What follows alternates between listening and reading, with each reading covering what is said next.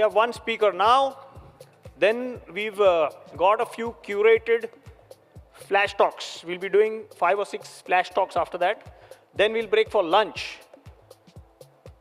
And post-lunch, we'll be having a panel discussion. Okay? The panel discussion topic would be interesting enough for everyone because it's going to be like, what is the changing face of the future software engineer? Okay? Whether it is going to be humans, AI agents, what should we change, what should we do? We'll have an interesting panel, which is going to be a surprise in itself. So stay tuned for a host of features. And after the panel discussions, we will also have more flash talks. So, welcome Neel, come on stage. And I was talking to Neel backstage because I had lots of time during the tea break. And I found somebody who is fitter than me and going to beat me in pickleball. And I said, yeah, I play this measly little sport called squash.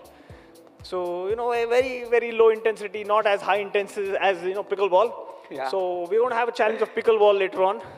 So anyone interested in recording and seeing the fun, it should be fun. Having said that, Neel is probably going to measure all the angles of that pickleball game because, you know, after all, telemetry is really important, knowing about metrics and the intelligence around that. So with that, Neel, over to you, sir. Thank you so much. Yeah. Hi everyone, how's the Josh? Nice. So you have a caffeinated shot then, it seems like. So today we will be talking about how we can turn your telemetry data to intelligence. We will search, we will stream the observability data from your Golang application to AI models, and we'll see out like how it helps you out. Hi, this is Neel Shah, a DevOps community guy working as a developer advocate at Middleware. It's an observability platform. And apart from that, I also co-organize the Google Cloud Gandhinagar, CNCF, HashiCorp, and different chapters. And apart from that, I have mentored more than 50 plus hackathons, and then have given talks in 10 plus conferences, including KubeCon, PlatformCon, KCDs, and all. So yeah, what's the agenda of today? We will cover only 3 things, but 3 things are important for us. One is OpenTelemetry, because telemetry comes from there. Next will be anomaly detection, a lot of AI stuff over here.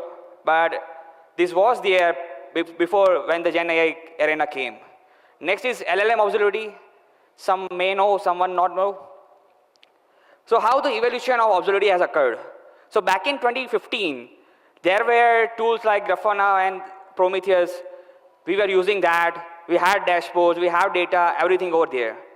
Around 2020, the explosion of data came. Why? Because everyone was shifting from monolithic to microservices, and in microservices, as you know, there are a lot of data. Each and every microservice gives a lot of data. So it will create a lot of noise. So from that noise to have insights, it is not easy. Around 2020, it was happening that, and there was a lot of challenges to scale the observability. Because if you consider any company, e-commerce company or streaming company, you can imagine like how much data they are streaming out. Then in 2023, Observability 2.0 came. A lot of AI services are used in observability nowadays, and to improvise the insights of that. What is the observability challenge? Telemetry consists of 3 major things: logs, matrices, traces. But we are just seeing that in data dashboards. We are not getting much insights on that. And the main pain point are, we are getting alerts, but not at all real time. We have like slow insights of that. Whatever like we want to that in real time, we are not getting that. So how we can improvise that? So here is the 4 steps. We will collect the telemetry data through OpenTelemetry of any Golang application.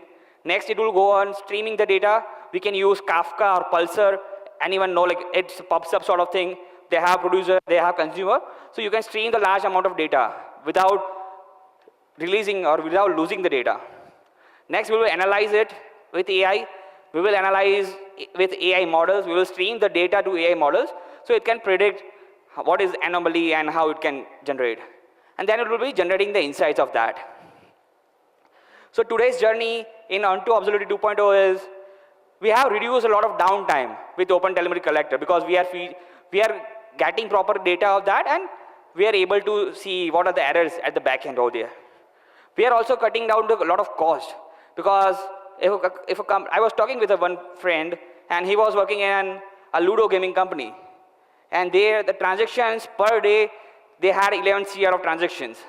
So you can imagine how big their data will be there. So nowadays there are pipelines which can help you out to reduce your cost over there. Next is self-healing systems. I will show this later today. So self-healing systems are like if some portion has broken in your code, eventually it also has logs and it also has a code. So one thing is here, one catch is here is you need to rely on the platform, whichever you are considering. You need to just share your code and because it already has your log, so it will give a RCA, that is root cause analysis of that. And it will also create a PR for that. So you can just have a one click and the PR will be fixed there. So this is the trend nowadays. If you see most of the observability platform, it will be there nowadays. So rise of Open Telemetry, as how many of you know Open Telemetry? Show of hands, nice. Mostly around 40-50 people. So Open Telemetry is the second most contributed project in CNCF landscape after Kubernetes. So Open Telemetry, why the need of Open Telemetry came? Because previous to that, there was a person A, person B. So if a person A wants to share their logs and data to person B, then the formats were different. So it was very hectic for anyone. Then what came? Open Telemetry created an open standard for everyone. So everyone can have logs in the same manner. So it created an open standard and lot of, if you see any observability platform today, any SaaS-based platform or any open source platform, it is built on Open Telemetry. So what are the features majorly Open Telemetry came out with? So it correlates your front-end data with your back-end data. No one knows that there are front-end monitoring also. So it will correlate your data. Apart from that, you have like export the data to any endpoints. You can have your data in your S3 buckets or anywhere to get the more insight of that. So what the Open Telemetry is also abbreviated as OTEL, O-T-E-L. So the core components of that is OTEL processor. It will change, OTEL receiver. The receiver will collect the telemetry data from your application. Then the processor will convert the data into format wherever you want to export that. Then there is exporter. So it will export to your backend, wherever any platform if you want. Similarly, you can go to any platform. If you want a detailed blog on OTEL collector, you can scan this. So yeah, here's a sample code of Goal application. So the first line import is, it is importing the Open Telemetry SDK of Golang. So it can import, like it can now, what will happen is, it can also send matrices and traces of your application to the Open Telemetry dashboard over there. So you can consider a tracer. Tracer is basically for tracing out that. We also have example of matrices because you have a lot of matrices. CPU health, resource health, a lot of services also are going on. So they all have their matrices over there. So what you consider in observability pipeline for cost reduction? So we majorly go with any application. Let's say Go application we have. We will integrate Open Telemetry there. We will have like OTLP exporter. So OTLP exporter is in Open Telemetry. There is protocol OTLP. So they have their exporter over there. Then we will stream that. So streaming that will be with Kafka, NATS, Pulsar. We can use anything because it's like a PubSub platform sort of thing where a large stream of data can be blown away. Then we will send the data to AI models. Then the AI models will give outputs like, let's say some alerts are coming. So alerts could be on your Slack channel, Teams, anywhere. So you have better understanding. Or you can also add emails also. So what are the major data formats for this?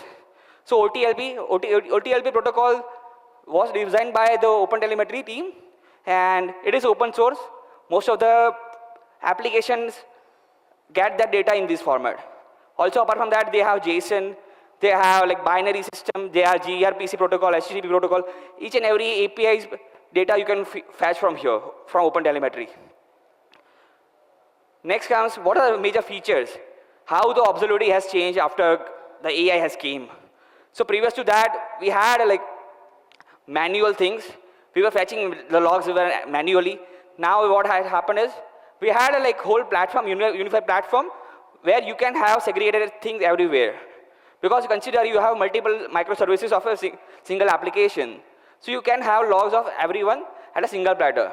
And when you want to integrate OpenTelemetry, you have two things. You can directly integrate their SDKs, and apart from that, if you're running on a container, then you can also run as a sidecar container. So it will also auto-fetch the data over there. Now, other thing is log analysis, log correlation, how it separated from previous and to now. Also traces. Everyone know trace. Show of hands, quick show of hands of how many know of you trace, what trace is?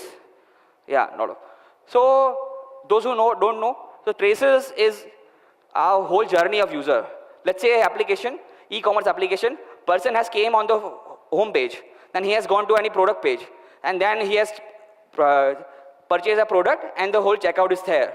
So it will have a whole trace ID. So whole trace ID will associated with the whole journey. It will also have span IDs associated with that. We will see that, like how it floats. So AI processing, how it will done? We have telemetry data. We will process AI over there. We will see pattern recognition on top of that. We will correlate the data, and we will have anomaly then. So see, like it's you can search our log AI GitHub. So currently, I have used this. It is an open source platform, and here I have fed almost 20,000 data of logs. It was a raw data of logs. So see the graph. You can see the graph over here. So when the upper graph has a spike over there, so there it detected an anomaly. So currently the project is supervised, like is maintained by the Salesforce research team. But you can see like how the anomaly can be there. So we had fed 20,000 logs over here, and apart from that, there will be different models over here. There will be vectorization model, word2vec or anything you can use, and there you can also use anomaly detection model. So anomaly detection model can be LTMS, Z-point for like statistical data, or any model. So we don't majorly focus on the anomaly detection model, but what we want is we are able to feed the data to this kind of platform, or you are able to generate a pipeline sort of thing. It is very simple. You can generate a script, one script of that, and you can fed the data of Kafka consumer to this model, and it will predict that. So see, these are different type of time series anomaly detection methods you can use. I'm just sharing this for your understanding, like in different method, you need to use different models. So if you have different type of data, because we are not a data scientist, but we just have to understand of normal thing, like what we can use. So key benefits, so MTTD, if you know MTTD, so mean time to detection, it resolves, it lowers a lot of that, because as a company, what are our KPIs? Like our platform shouldn't be down anytime. So MTTR, MTTD are like most of the major KPIs of any company. Apart from that, precise root cause analysis. Root cause is the best thing, like wherever we got. And adapting new learning, because the trends changes in anomaly detection. I will show the dashboards over there. So predictive analysis. So there are two things.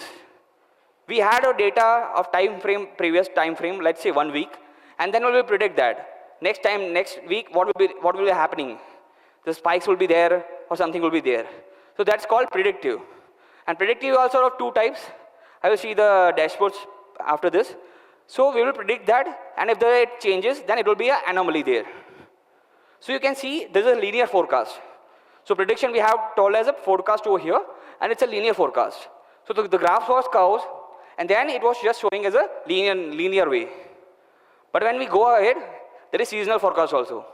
So seasonal forecast is trying to duplicate that, and there are predicting that this will happen in the next week. So there are two types of forecast, and anomaly can be detected over here. Next comes the third section of our talk, that is LLM observability. Have anyone heard about this, LLM observability? No one, okay. Yeah, one person, yeah. So LLM observability is basically if you have a Go application and if you are calling 2-3 different models inside your Go application. So because we are using LLM models, so cost is the main thing. Everyone knows that cost eventually makes a lot of company over there. So LLM observability, what it does is, it will monitor each and every of token, each and every of a request, from which model it is coming out, and from each and every request, it will have also to show a trace ID with that. So there is a platform, it's an open source platform backed by CNCF. You can search out OpenLit or Traceloop. They both are similar platforms backed by CNCF. So OpenLit helps you like what prompts are being sent and how it has generated. So when you search, when you consider an application, a Golang application having different models, so it's like a black box. You're just prompting that and you don't know from where the answer is coming out and how much time each and every model is taking out. So this kind of platform is helpful for that, to understand which model and at what point the latency is more and the latency is less. So we can improvise the whole request of that. You can see the dashboard over here. I have just a small video of that, like how you can do that. So you can see like whenever you will install that, you can see this kind of dashboard, the total number of requests, average request per duration, average tokens count, total cost of the whole request, and total cost of each and every models associated with that. And the major thing here is, whenever we are using AI, no one considers hallucination. Hallucination is the major thing, because we need to also consider the evaluation of that model or evaluation of that request, how the output is given to us.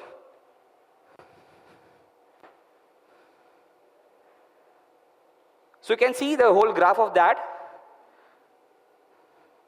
And also here each and every model is given. We are just used GPT over here, GPT 3.5, but you can see like each and everything of that. But the best thing here is these traces. So the traces will include each and every detail of that request. So let's open any request, and you can see they have span ID. So in observability, there are traces has a parent ID, which whenever a user comes, it associates with their journey. And whenever it goes to different platforms, different services, they have span ID associated with that. So it will be shown here. And it will also show like how much request it has taken and how many time it has taken.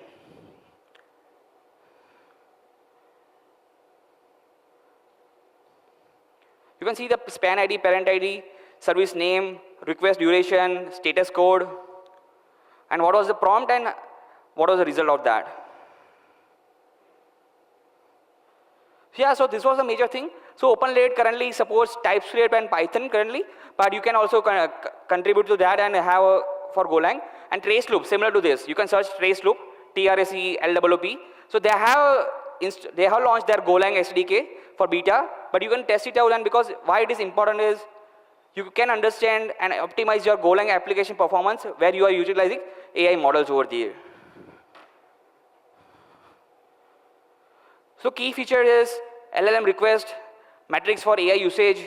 You can have a proper understanding of the LLM request, because consider a scenario where you have 100 tokens of any LLM model and you are requesting a point where you are requiring like 120 tokens.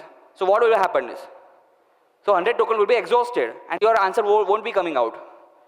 So this way you need to track how many tokens you are consuming, and it is also important from the business point of view, because how many costs you are reliving with each and every request over there. Yeah, so Go service will go with the API, then it will go with the LLM prompt, LLM response, and user impact. So we have a whole journey of the whole LLM request on a single plateau. So yeah, smart data pipelines for observability. So nowadays, like everyone knows, every cost of observability is with the data storage. So we had one feature called ingestion control pipeline, through which you can stop the amount of data, because there are a lot of data. So you can cut the data with some regex rules over there, and it won't be stored over there. So nowadays, the smart pipelines have came out, and a lot of people are using out. So I will suggest that every data is not important. You need to focus out which are the data of your telemetry application, from a telemetry is important, and you can get insights, more insights from that. So yeah, next thing will be dynamic sampling. Capture only a subset of the portion and try to train that with your AI anomaly sort of thing. Next is aggregation. So summarize the major points over there and try to correlate your front-end data with your back-end data, which is also given by OpenTelemetry, but you can also utilize over there. So major benefits is eventually cost, and the signal to noise ratio will be better then, and you can have more scalability of that. So yeah, this is a future roadmap in 2025, but it has mostly, we are coming to close of 2025. So most of the points are covered now. So we have like a lot of full stack platform where everything can be unified over there. So one thing with OpenLate was you need to have some resources and need to self-host that. But if you don't want to self-host that, so most of the observability platform nowadays are providing this inside there. So you can also utilize over there. Next is AI workloads. And one thing which I was telling previously, that most of the platform now is coming with a SRE agent. SRE agent is what? So it will help you to improve the errors from app code, but for that you need to integrate the GitHub integration with that, and the code will be improved, the code errors will be, because it already have your logs over there. So it will suggest some improvements of that. Yeah. Thank you for your attention, and if you have any question, you can ask about me.